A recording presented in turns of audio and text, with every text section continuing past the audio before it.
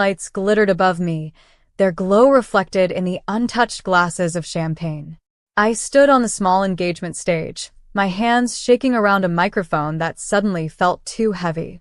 Every table in the hall was set, candles lit, roses arranged, place cards written in perfect cursive. But not a single guest sat in the chairs. Before we begin, drop a comment and tell us where are you from and from which city you're watching our videos? And after watching the whole video, don't forget to tell us what would you do in this situation? Be honest, tell me in the comments below. We read every comment. Let's begin. Beautiful, isn't it? Mom's voice drifted up from the front row. Cold, smooth, sharp. She didn't even bother hiding her smirk. All this for no one. Maybe that should tell you something, Lily. I blinked back the sting in my eyes. People are probably on their way. Traffic's. Oh, don't embarrass yourself, she cut in. You really thought people would show up to your engagement? Please. You're not that important. Her laughter, light, cruel, echoed in the hollow space. My father didn't look up from his phone. My sister leaned against the pillar, whispering something that made her laugh, too. It all felt like a scene rehearsed to humiliate me. I looked down at the ring on my finger, simple, silver, a promise I'd once believed meant something. My fiancé, Andrew, was supposed to arrive 20 minutes ago. Maybe longer. My chest tightened. Mom stepped closer, her perfume thick and sweet, masking the venom in her tone. Face it, Lily. You've always been the afterthought. Even your fiancé probably realized what everyone else already knows, that he can do better. The words lodged like glass in my throat. I took a step back, gripping the mic. My hands were cold. My voice was softer than I wanted, but steady. You don't get to define my worth, Mom. Not tonight. Her brows arched, amused. Worth? Honey, worth is what fills seats. The hall went silent again. Only the hum of the air conditioning filled the space. And then, a deep rumble rolled from outside. Engines. Not one, not two, a line of them. The vibration carried through the marble floor, shaking the glasses on every table. People turned toward the double doors. Mom frowned, confused. What is that? She murmured. Headlights flashed through the glass entrance as the sound grew louder. My heart pounded. Then the doors opened. Not just one, but both, swung wide by men in black suits. A motorcade of SUVs lined the driveway outside. Security stepped in first, earpieces glinting under the chandeliers. Then came the guests, one after another. Men in tailored suits, women in elegant gowns, all walking in with the kind of confidence that made the room shrink. Gasps rippled across the hall. And then he walked in. Andrew. Not in the casual gray suit I'd seen him in last week, but in a black tuxedo that looked like it belonged to someone important. Someone untouchable. Behind him, more cars pulled in, and even I froze when I saw who stepped out. City officials. 2 news anchors. The CEO of Donovan Holdings, Andrew's father. Mom's face drained of color. Wait, that Donovan, she whispered. Andrew reached me in 3 long strides. He took the mic from my trembling hand, his voice calm and steady. Sorry we're late, he said, his gaze sweeping over the stunned room. We had to wait for the motorcade to clear the main road. Mom's jaw fell open. Andrew looked at her. Not cruelly, just matter of fact. Mrs. Carter, I told Lily we wanted to keep things quiet tonight. But my family insisted on making it public. They don't do small events. The silence was deafening. He turned to me, his tone softening. You ready to start the real engagement now? And in that single moment, standing in the same hall that had felt like a cage minutes ago, I realized I wasn't the one people should have been pitying.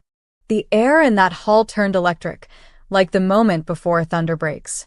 Every chandelier sparkled harder. Every eye fixed on Andrew as if the mere mention of Donovan had rewritten the night itself. Moments ago, I was a forgotten girl on an empty stage. Now my name was whispered behind manicured hands. Mom stood frozen beside the front table, her glass of champagne trembling ever so slightly. You're a Donovan? She stammered, the words catching in her throat like disbelief refusing to leave her mouth. Andrew gave a polite nod. Andrew Donovan, yes. My family couldn't attend earlier because of security delays. But we didn't want Lily to feel alone tonight. That single line, "We didn't want Lily to feel alone," was a quiet earthquake. My mother's smirk died. My father finally looked up from his phone. My sister dropped her perfect little smirk, eyes darting toward me with something close to panic.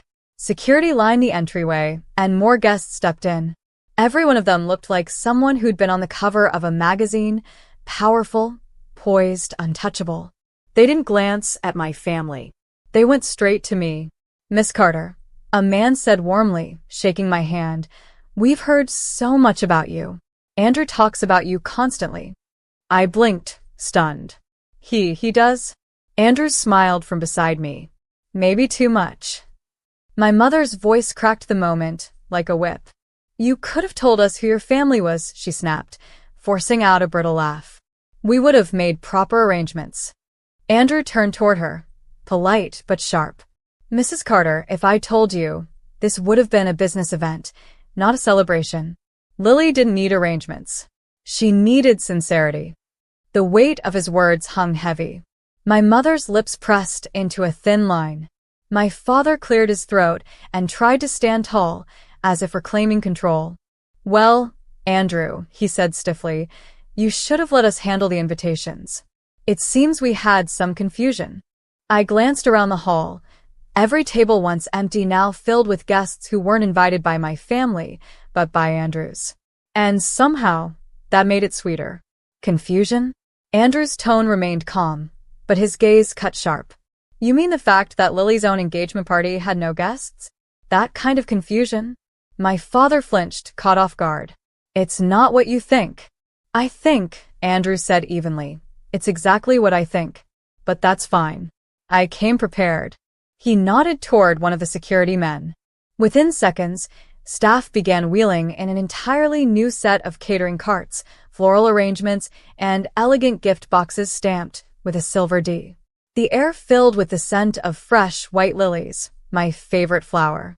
My mother whispered under her breath, "This can't be happening." Oh, but it was. One of Andrew's associates approached the stage with a microphone and smiled. "Ladies and gentlemen," he announced, "thank you for joining us on short notice. We're honored to celebrate the engagement of Mr. Andrew Donovan and Miss Lily Carter." Applause erupted. Real applause this time. My throat tightened. The same stage that had humiliated me now shimmered with light and music. Andrew held out his hand. "Come on," he said quietly. "You deserve your moment." I took it. As we stepped onto the stage, my heart pounded against my ribs, but for the first time, it wasn't from fear. The lights glowed golden. Cameras flashed. Guests cheered. Andrew slipped an arm gently around my waist, respectful, steady, as if to remind me that this moment wasn't about power. It was about being seen. "Ladies and gentlemen," he said into the mic, his voice firm and composed, "tonight's celebration isn't about wealth, status, or last names. It's about recognizing someone who's been overlooked far too long. Someone who's taught me more about strength than anyone in my world of boardrooms ever could." My mother's expression cracked like porcelain. He turned to me, voice softening. "When I met Lily, she was working 2 jobs, helping strangers more than herself, and still managing to smile like she had the whole world figured out. And I knew right then, she wasn't just someone I wanted to marry. She was someone I wanted to protect, because she didn't even realize how powerful she already was." A hush swept the hall. The emotion caught in my chest like fire. I blinked fast, trying to stay composed. But when I looked at my parents, I saw their eyes darting between each other, regret mixing with disbelief. Mom forced a laugh, desperate to save face. "Oh, well, that's our Lily for you. Always surprising us." Andrew didn't even glance at her. "I'm sure she has," he said, then turned to me. "Ready for the surprise?" My brows furrowed. "What surprise?" He snapped his fingers. The lights dimmed, and a massive LED screen flickered on behind us. A short video began to play, showcasing photos and clips of me volunteering at community drives, organizing small-town charity events, and working late nights on my art projects. Andrew had secretly documented everything I'd done, moments I'd never thought anyone noticed. Tears stung my eyes. He leaned close enough for only me to hear.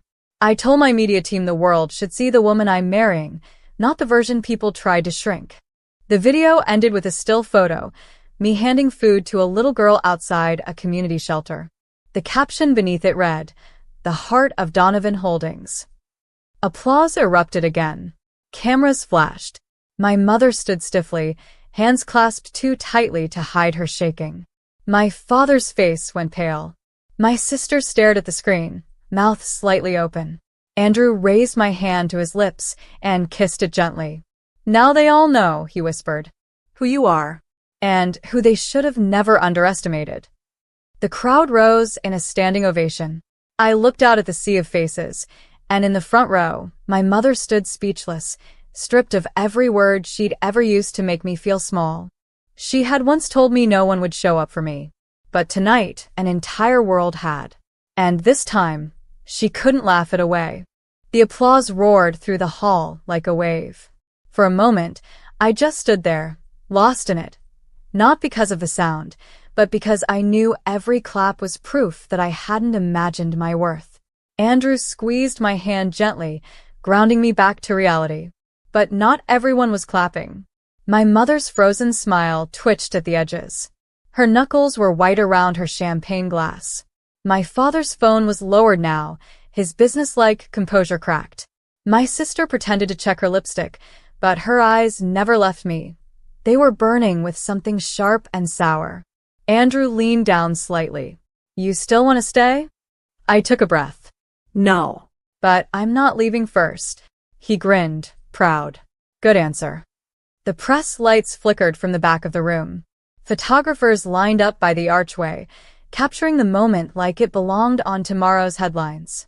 The once empty tables were now full of powerful people raising glasses, whispering my name like they'd known me all along. That's when Mom finally approached. Her heels clicked against the marble, her face arranged in a perfect social smile, the kind she wore when she wanted something. "Sweetheart," she said softly, her tone suddenly drenched in honey. "Can we talk? Just for a moment." I glanced at Andrew. He gave me a small nod and stepped aside, though his eyes stayed on me like a silent guard. Mom's voice dropped to a whisper. "Listen about what I said earlier. You know how I can be when I'm stressed." I didn't mean to tell me I wasn't important?" I asked quietly. Her smile faltered. "Lily, I didn't realize who Andrew really was." There it was.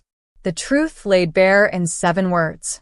My chest ached, but not from hurt anymore, from clarity. "So, if he wasn't a Donovan, I'd still be standing on that stage alone while you laughed at me?" Mom blinked rapidly, the tears she was forcing now sparkling under the lights. "I just wanted what's best for you." "No," I said, my voice steady sharp. "You wanted what looked best for you." She inhaled shakily. "Lily, please, people are watching." "Good," I said, meeting her eyes without flinching. "Let them." For the first time, she looked small.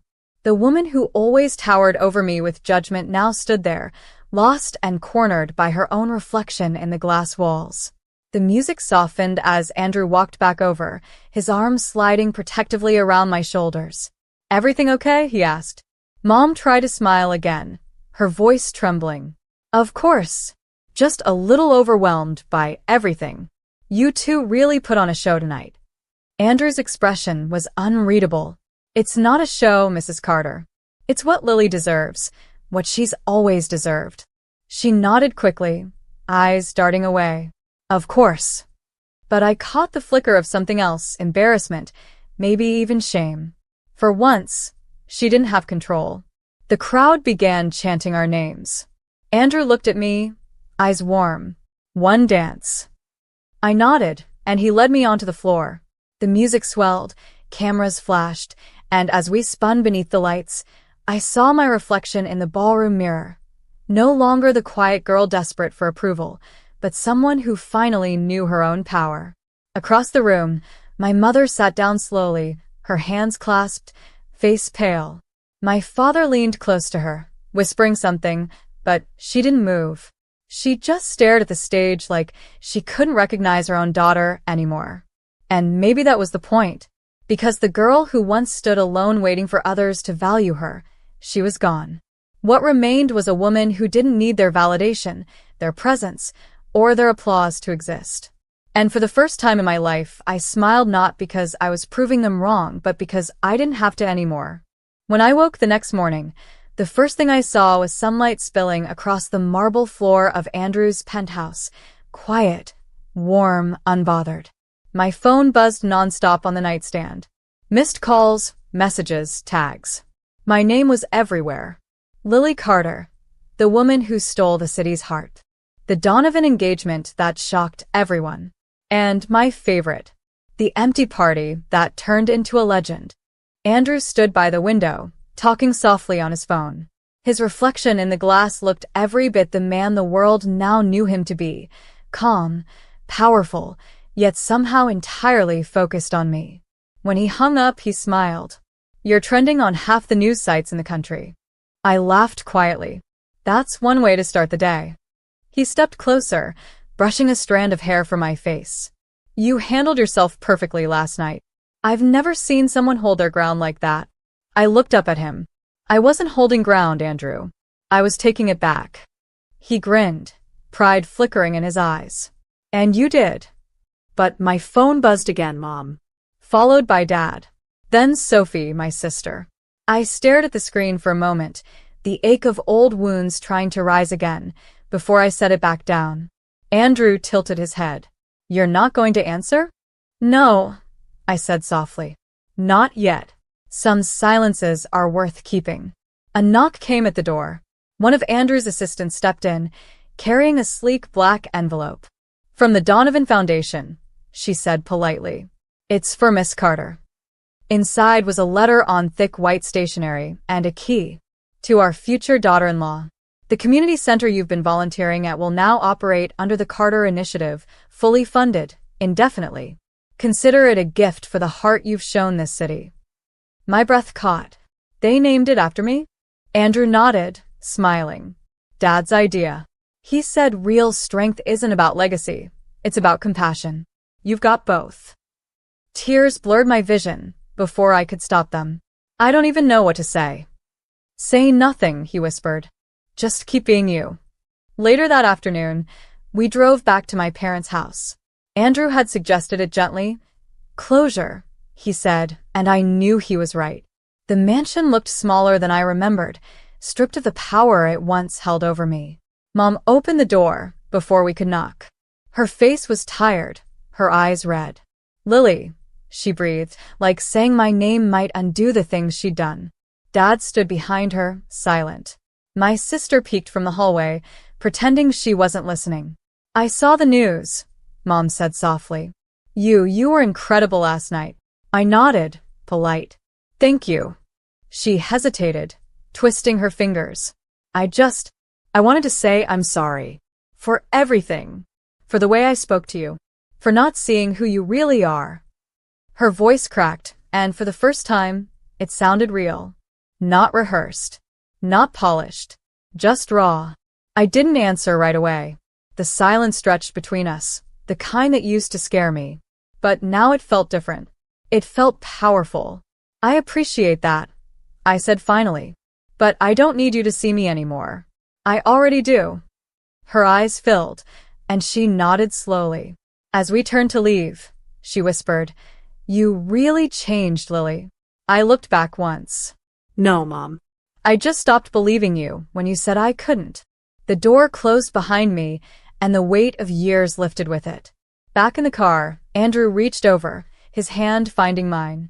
The city stretched out ahead, bright, alive, full of noise. Somewhere behind me, my past stayed quiet for the first time. I smiled. You know what's funny? What? He asked. That empty hall was the best thing that ever happened to me. Andrew chuckled. Because it showed everyone who you really are? I shook my head. Because it showed me. And as the skyline glowed against the afternoon sun, I realized I didn't need a crowd, or applause or even revenge. I just needed that moment when the